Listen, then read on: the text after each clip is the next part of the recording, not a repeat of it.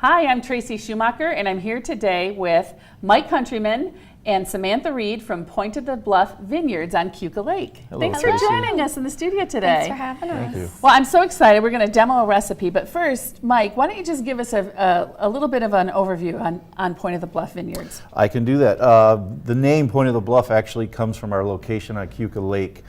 We are right out on the bluff in the center of the lake. Our original vineyards are actually, and that's where our name came from. It's the only southwest facing slope in the Finger Lakes, so we have optimum sunlight, perfect growing conditions pretty much year after year. Our tasting bar is now located in South Paltney, which is right across the lake. We can actually see both sides from where we are. So you farm on one side and you Yes. have tasting room on the other side. Oh, that's Exactly, really interesting. and we actually have some vineyards in South Paltney also, Okay, so we great. have dual locations there. So the mulled wine is actually being served in South Paltney at our public tasting bar. And Samantha, I heard you came up with this recipe. I did, yes. Awesome. Did it take a lot of experimentation? It did. So we actually started off using our Chardonnay and decided that didn't really have quite the flavor profile we were looking for, so then we moved on to our semi-dry Riesling. So it probably took about 6 to 8 batches before we really decided on a recipe. You know, doing something like this and doing different batches and tasting, it's not the worst job in the world, is Definitely it? not. Did you get a Definitely chance not. to taste too? Oh, absolutely, Oh, it was good. a lot of fun. Okay, so why don't you take us through the recipe and what's in here? All right, so we'll So we're start with... making, I'm sorry, Yeah, I'm introducing, you're I'm interrupting, but so it's a mulled wine for Yes. a nice winter beverage. Yep. Okay, So beautiful. this was our fall winter special drink. So we try to do a special drink for each season, and we really like to highlight the local flavors of Keuka. So we'll start off with our most important ingredient, which is our wine here. So we're going to be using our semi-dry Riesling, and I'll let Mike talk about that really quickly while I'm pouring. One of the reasons for using the Riesling, first and foremost, is it's the Finger Lakes #1 grown wine. It's our premier wine across the Finger Lakes, not only for us. The other reason is the apple and the pear and the citrus in the wine actually complements what we're doing here. So that was a great combination, hence why the Chardonnay really didn't work. This was the actual product Sounds that worked perfect. I can best. even smell it from here. It's very aromatic, and I definitely get those fruits from that. Yum. Okay. Yeah, So a bottle of wine. Yep, so we're making a full batch here just to show you guys, because we do sell the packs with a full bottle. It comes with the spice bag, so you can make it at home. So we figured we'd show you the whole shebang with that. Okay. So up next, we're going to use our cider. We do add cider in here, just adds more depth of flavor. And this is actually made over in West Seneca, New York. It's Meyer Brothers, so we'll be using that today. Sounds good. And then to highlight that as well and bring out flavors, we actually have fresh cut fruit.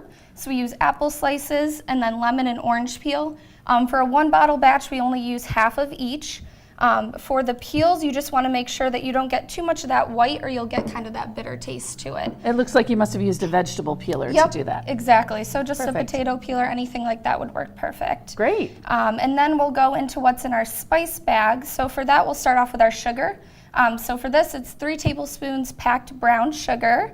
So we'll add that in, and that would come right in the spice pack for you. And then for some of our spices, we have the star anise. We just use one of those.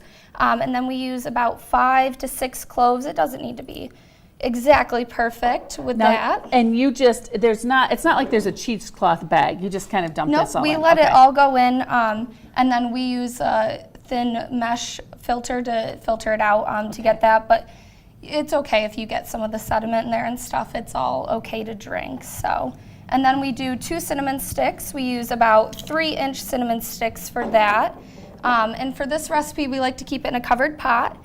We keep it on a medium low temperature. You just want to make sure it doesn't boil or you'll lose all your booze in there, and that's kind of half the fun of it. So definitely don't want to do that. Very good point. Yeah. So then you can just stir this up first. You want to make sure in the beginning that you get rid of, you can kind of hear the gritty sound of the sugar in there.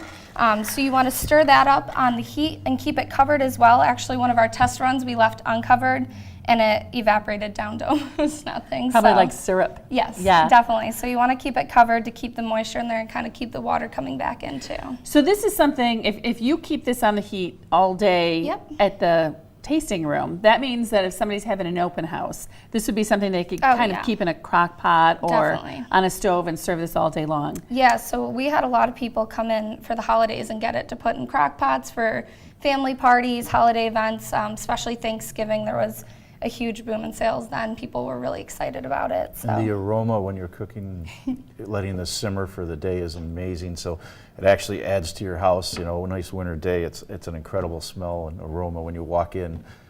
So people I can really smell it from enjoy here. it. It smells absolutely divine. All the spices and the fruits and the wine. It looks beautiful. Now, let me ask you: when I think of hot mulled wine, is that usually made with a red wine? Yeah. It actually is. Okay, yes, so it's usually yes. a red wine steeped in spices. Yeah, we did want to try something a little different, and again went with the Riesling because that's really what the Finger Lakes is known for. So it's a little twist on the mulled wine with our Finger Lakes, Rieslings. Perfect. It probably is a little bit lighter and not so Exactly. quite so wine forward as the Yes. Right. the red. Well, thanks for coming in and showing it to us. Well, you're welcome. Yeah, thanks Thank for you. Yeah, I'll having definitely be us. making that at home. I would taste it, but it hasn't had a chance to heat up, so we're going to have to do that later. Sounds great. Thank Thanks you. for joining us, and find more recipes and holiday ideas at democratandchronicle.com.